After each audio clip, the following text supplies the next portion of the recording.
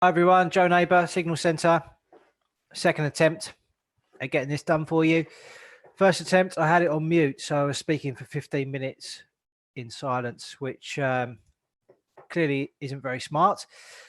So running through today a webinar on trading efficiency, going to try and help you make some better decisions and help you with your trading efficiency to try and cut out on a number of mistakes that some of you may or may have made in the past.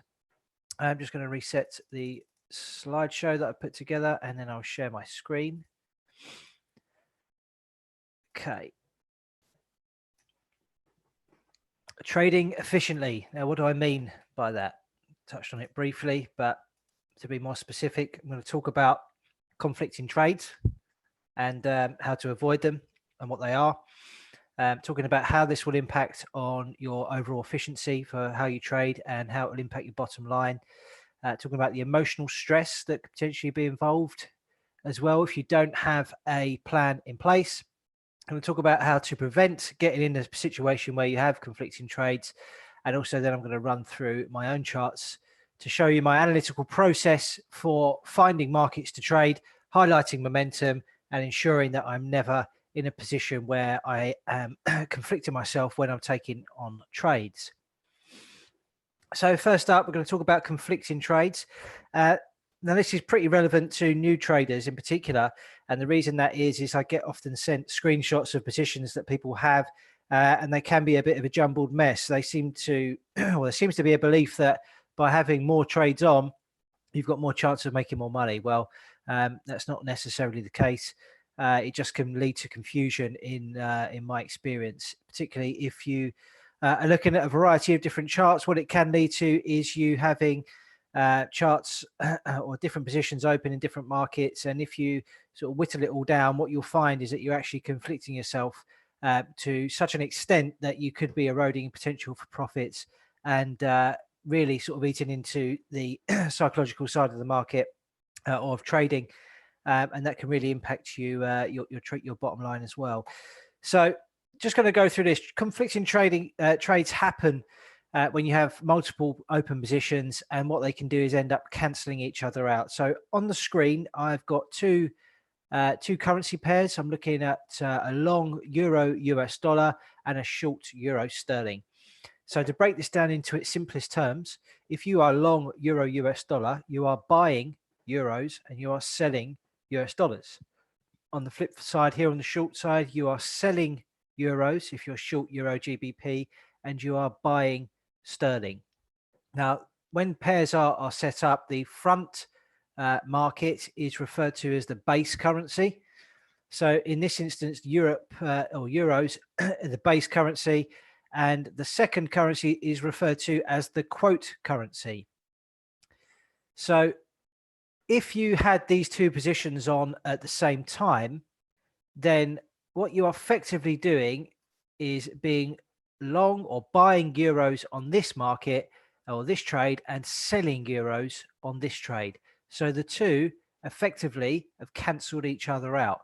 So if you are trading in similar sizes, let's just say roughly £1 a point or something similar, or one lot on each of them, then they're pretty much going to cancel each other out in terms of the net effect of both trades open at the same time. So what you've effectively created in a synthetic way is you are short of dollars and you are long of sterling. So inadvertently, you have created a long cable or a long sterling dollar trade by having those two trades open at the same time. Now, obviously, if we can get away with having one trade open instead of having two trades open to create a circumstance in the market, then that is definitely preferable. And the reason that is, if you have two trades open at the same time, it means you've got two decisions to make. You've got two stop losses to place, two take profit levels to place. Then you've got the trade management of these trades as you watch them on a an hour by hour or minute by minute basis, however often you check your charts. So two decisions equals more emotional stress, which we can all do without when we're trading markets. Having one position there is all you needed to affect what you're actually looking to achieve by having those two trades open at the same time. So the other thing to bear in mind is, had you had those two trades open at the same time, a cable position and a euro sterling position, did you look, if you looked at the cable chart, the sterling dollar chart, did that actually look appealing to you on a standalone basis? Some of the time you might see that that chart looks good, this chart looks good, together there's just nothing going on. So you're taking on trades that aren't necessarily going to get you anywhere. They're going to tie up your capital, mean that you can't trade elsewhere because you've got these two positions open when you could have just had one instead. And the other thing to factor in, of course, is costs.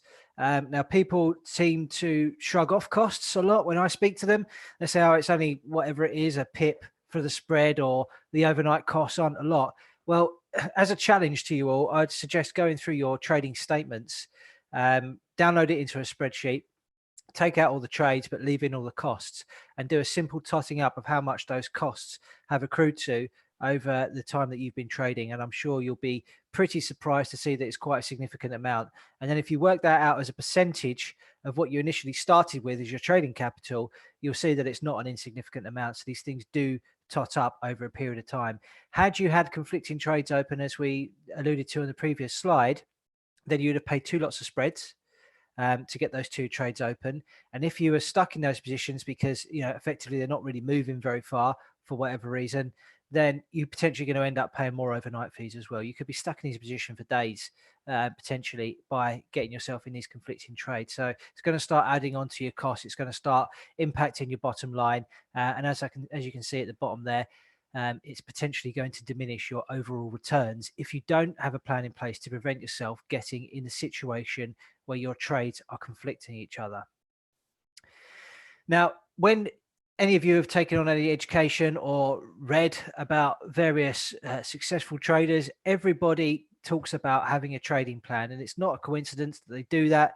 Having a plan, having a set of rules, having a set of scenarios for every scenario that plays out in the market so that you know how to act instantly is going to save you fortunes over the long run. Drilling a trading plan into your mind so you know how to react. You're not just punting the market, because that is ultimately what will cause your downfall if that's what you're doing. So in the middle of this this diagram here, we have the trading plan. Surround it, we have some key factors that need to go into your trading plan. You need to have a strong and analytical process that you need to follow stringently and methodically, and it needs to be consistent. You obviously need to have a trading strategy that you've analyzed and believe that works. You have to have trading rules around those strategies, and it's not just the rules for entry and exit the trades. There's other rules that need to be considered as well, which come into the risk management side of things. So you need to know how much you're risking on each trade. You need to know what your maximum exposure that you're going to have at any one particular time. You need to have overall stops on your account. So if you lose 2 or 3 trades in a row, do you have any rules in place that are going to stop you from going on a horrific losing streak that's going to end up blowing your account? Lots of different things to factor into a trading plan. We will go through a webinar at some stage to talk to you about trading plans and how to structure them, and offer some guidance on that. But obviously this is not for today. What I am going to focus on, however, is the analytical process that I myself use to make sure that I don't get into positions where I can trade on a conflicted basis, and also how I identify markets to trade and look for momentum in markets, and making sure that I'm trading in what I believe are the best currency pairs and the ones that are going to get the most movement and therefore should produce the best return. Of course, if my trading strategy plays out in accordance with how I think it will, which of course it doesn't always. So how do I avoid these conflicting trades? Well, I'm just going to open up some charts. Let me just swap screens. This is the chart setup that I use for at the start of every week. Often Friday afternoon, actually, because I don't tend to do much trading on Friday. So Friday afternoon, I'll go through my charts and I'll plan for the week ahead. And what I'll do first and foremost is take a look at individual currencies. So I'll take a look at sterling, I'll take a look at dollars, euros, New Zealand dollar, Canadian dollar, Australian dollar, Swiss franc, and Japanese yen. They are the combination of markets that I will trade, and obviously all combinations of those from that. And what I have built is a basket of all of these currency pairs, so I can highlight strength and weakness in each of those currency pairs, sorry, each of those currencies on an isolated basis. So at the top here, you can see I've got a US dollar basket, and how I've calculated this is taken all the markets that I trade, added them or times them all together using the trading view charts to build a basket. Now, not all of the currency pairs as you are used to them, so the base currencies at the front, you need to make sure when you're building these baskets that the base currency that you're looking to build that basket around is the base currency versus the quote currency. So what I mean by that, if we look to build a US dollar basket, what I'm going to do here is type in, or what I want to firstly look at is the US dollar versus the Australian dollar.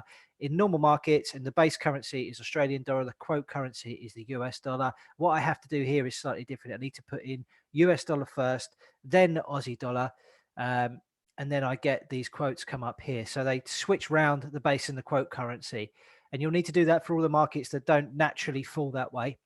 So what I have done here is typed in US dollar AUD, then I highlight that market, then I times it using the times icon on your keypad, so the number 8 with the shift key. And then I will start looking for the other US dollar market. So let's say US dollar CAD, and so on until I have built the basket of all the markets that I want to look at. So you could build this out exponentially if you wanted to, looking at all different currencies, chucking in things like the South African Rand, Mexican pesos, whatever it is that you like. These are just the markets that I like to use because I find they're the most liquid markets, the most well-followed markets, and they're where I'm going to find the best opportunities from a risk-reward perspective. So I've done this for all markets that I like to trade. So I've built all of these markets, as you can see. I've got a US dollar, euro, sterling, Swiss, Oz, Canadian, New Zealand dollar, and Japanese yen. And I have some other baskets that I muck about with on indices as well. If you want me to help you build those or have any questions about those, then let me know, and I'll be more than happy to share the codes just so you can quickly copy and paste them into your own watch lists on TradingView. So once I have those baskets, then it's a case of trying to analyze each of these markets and find opportunities. So as I say, every Friday afternoon, I'll go through these 4 charts. On the top left here, I have a longer term chart, which is either a weekly or a monthly chart. Then I drill down into the daily. Then I'm looking into the 4 hour and then the hourly. So these lower time frame, 4 hour and 1 hour, is where I'm looking to execute my strategy. Where I'm looking for direction is in the longer term chart. So I'm always looking to trade with the dominant trend, or where I believe that the price action is going to go in the coming week. So what I've got here is US dollar, the basket that I've created, and I'm bullish of US dollar. It's broken out through this big range.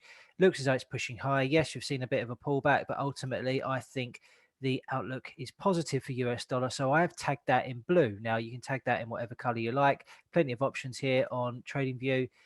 Blue, just for bullish, sits well with me. Gone through the rest of the markets and analyzed them on each basis. Euros, I'm bullish of those too. Potentially lower, but I think that the overall outlook is positive. So I've got a generally positive outlook on euros. If we move down the list, then we move to sterling, which I've tagged in red, which, as you'll probably see, think is no surprise. It's because I'm bearish on the outlook of sterling in the short term. So the reason being, this is a daily chart.